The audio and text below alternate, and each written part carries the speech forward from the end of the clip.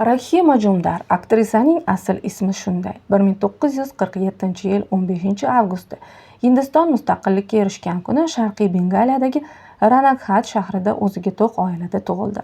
Otasining poyabzal biznesi bor edi, ammo mustaqillikdan so'ng ularning hamma boyliklarini qoldirib, G'arbiy Bengaliyaga ko'chishlariga to'g'ri keldi. Rakhining ota-onasi ancha qattiqqo'l edi. O'g'il bola bo'lmagani uchungina uning yaxshi ta'lim olishiga imkon berilmadi. 16 yoshida uni rejissyor va jurnalist Ajay Biswasga turmushga berishdi. Ammo Rakhi erini sevib qololmadi. Bu nikoh boshidanoq qanday tugashi ma'lumdek edi. Rakhi intervyularida u paytda nikoh haqida ham, sevgi haqida ham hech nimani bilmaganini aytgan. Oqibatda ko'p o'tmay Rakhi ajrashishini bildirdi. U paytlarda ayollarning bunday harakati kam kuzatilardi. Qizning ota-onasi dahshatga tushdi. Uning sharmanda bo'lishini aytib, vahima ko'tarishdi, lekin Rakhi qaroridan qaytmadi. Sud uning arizasini qondirdi. Jamoatchilik esa hayratga tushdi. Ota-onasining uyiga borgan Rakhi u yerdan haydaldi. Qarindoshlari undan voz kechishdi. Nochor qolgan ayol ish topishga urinardi, ammo tuzukroq ma'lumoti yo'qligi uchun ish ham hadeganda topilmadi.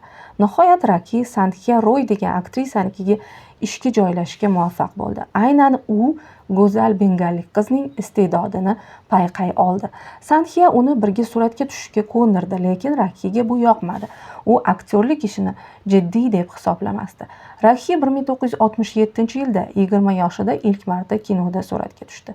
Bir yil o'tib u yana bitta filmda o'ynadi. Lekin u o'zini professional deb hisoblamasdi. Ammo rejissyor Satya Bose uni payqab qolib, Dharmendra bilan Barbod bo'lgan hayot filmida bosh rolni o'ynashni taklif etdi. Qiz Jivan Mrityuda suratga tushishni istamadi. Shunda bekasi hiyla ishlatdi. Rakhini ishdan haydadi. Ishsiz, chorasiz qolgan ayol filmda o'ynashga rozi bo'lishdan boshqa yo'l ko'rmadi. Bu film uni mashhur qildi. Shashi Kapur unga e'tibor berdi va birga suratga tushishni taklif etdi. Bollivud olamiga kirib borgandan keyingina Rakhi ota-onasining Amitabh Bachchan bilan tanishligidan xabar topib qoldi. U bilan bir nechta filmda suratga tushgandan so'ng Rakhi Amitabhning Rakhi bog'langan singlisiga aylandi. 1972-yil 15-mayda Rakhi shoir, ssenariynavis va bastakor Gulzar taxallusini olgan Sampuran Singhga turmushga chiqdi. Ijodkor to'ydan keyin ayolining kasbiga qarshi ekanligini bildirdi. 1973-yil 13-dekabrda oilada qiz farzand dunyoga keldi. Unga Megna deb ism qo'yishdi. Erining noroziligiga qaramay Rakhi kinoga qaytdi. O'sha paytda u Mumtoz, Hema Malini, Rekha, Zina tomon qatoridagi yulduzlardan sanalar edi. Unga takliflar yana yog'ilib ketdi. Oqibatda aktrisa tinim bilmay ishladi. Bir yili hatto 10 ta filmda suratga tushdi va haddan tashqari charchab qoldi.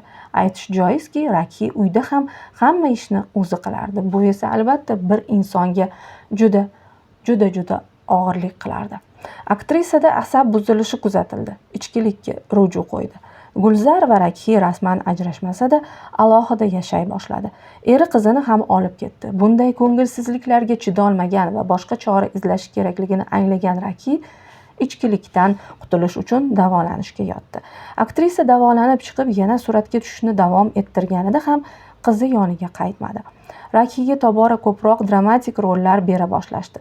Uni Meena Kumariga qiyoslovchilar ko'p edi. Bundan aktrisaning jahli chiqar, o'zi va Meena Kumari o'rtasida hech qanday o'xshashlik yo'q deb hisoblardi.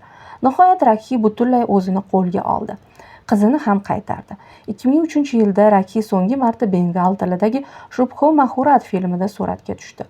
Bu ishi uchun aktrisa 2-darajali roldagi eng yaxshi aktrisa nominatsiyasida milliy mukofot bilan taqdirlandi. Shundan so'ng u boshqa kinoda o'ynamadi. Rakhi Gulzar faoliyati davomida ko'p marta nominatsiyalar va mukofotlarga ega bo'ldi. U 2 marta milliy kino mukofoti, 3 marta Filmfare mukofotiga sazovor bo'ldi.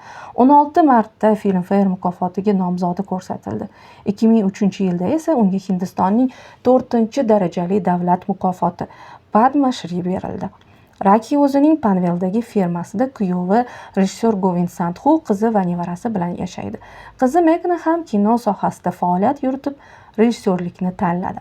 2025-yilda nihoyat Rocky 22 yillik tanaffusdan so'ng yana kino dunyosiga qaytdi. U bengal tilidagi Amar Bose nomli filmda bosh rolni ijro etdi. Bu filmda u o'z sariylarini o'zi tanladi. Grimni ham hatto o'zi qildi. Rejissyor Nandita Roy uni rejissyorning orzusi deya e'tirof etdi. Rockyga tabiat bag'rida yashash, ko'p mutolaa qilish va ijod qilish, yozish yoqadi. Agar sizga roliklarimiz manzur bo'layotgan bo'lsa, albatta like tugmasini bosib qo'ying, kanalimizga obuna bo'ling. Keyingi roliklarda sizni yana qiziq mavzular kutmoqda.